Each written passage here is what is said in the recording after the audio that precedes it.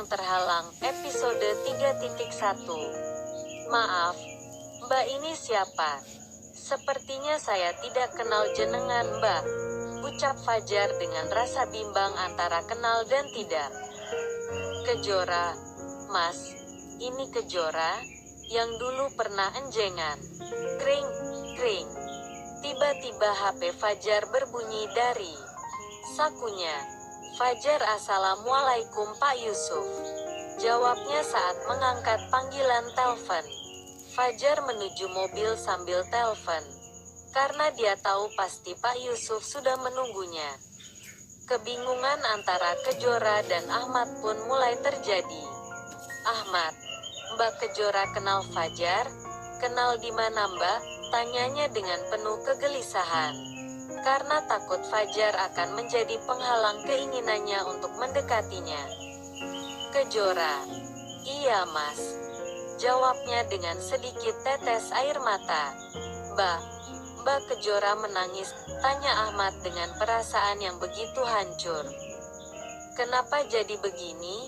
Apakah Kejora kekasihnya Fajar? Kenapa Fajar tidak pernah cerita?" ungkapnya Ahmad dalam hati dengan penuh kebingungan seribu bahasa. "Ahmad, kenal di mana?" Kejora, "Kenal di..." Belum selesai Kejora menjawab pertanyaan Ahmad, Fajar pun memanggil Ahmad. "Mas Ahmad, ini sudah ditunggu Pak Yusuf. Kita harus segera ke sana," ucap Fajar. Fajar bergegas masuk mobil dan mobil pun dinyalakan. "Ya, Jar," jawab Ahmad dan meninggalkan Kejora tanpa kata-kata. Waktu menunjukkan pukul 17.30 waktu Indonesia Barat. Awan pun mulai berwarna merah kekuning-kuningan. Sang surya mulai tenggelam. Lantunan ayat-ayat suci Al-Quran mulai terdengar, yang artinya malam pun akan segera datang. Fajar dan Ahmad pun telah pulang dengan membawa perasaan yang berbeda-beda. Belum, pintu mobil pun tertutup. Bergegas Fajar pamitan kepada Ahmad karena sebentar lagi maghrib. "Fajar, Mas, ini kunci mobilnya. Saya pulang dulu." "Ahmad, sebentar lagi maghrib loh. Nggak sekalian salat di sini lu, Jar?" "Fajar, suwun Mas.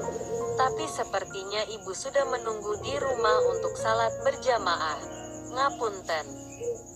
Ahmad, "Ya dah, Jar. Makasih ya atas kerjasamanya hari ini." Fajar, "Sama-sama Mas." "Ya dah, Mas. Assalamualaikum." Ahmad, "Waalaikumsalam."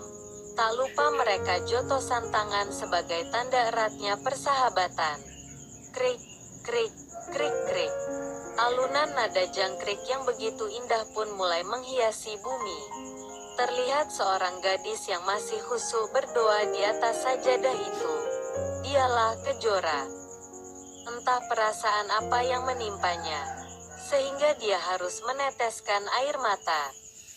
Di sisi lain Fajar pun masih terbayang ucapan gadis tadi. "Masya Allah Kang Fajar, privon kabare Kang?" "Mas, ini Kejora, yang dulu pernah jenengan." Petik 2.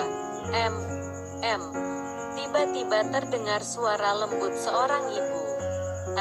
Ibu," ucapnya Fajar ketika tersadar dari bayangan semu. Rati adalah ibunya Fajar. Mereka hanya tinggal berdua saja. Suami Ibu Rati sudah meninggal ketika Fajar berusia 12 tahun, kelas 3 SMP. Setelah lulus SMP, Ibu Rati mendaftarkan Fajar ke sebuah pondok pesantren yang ada di Jawa Timur.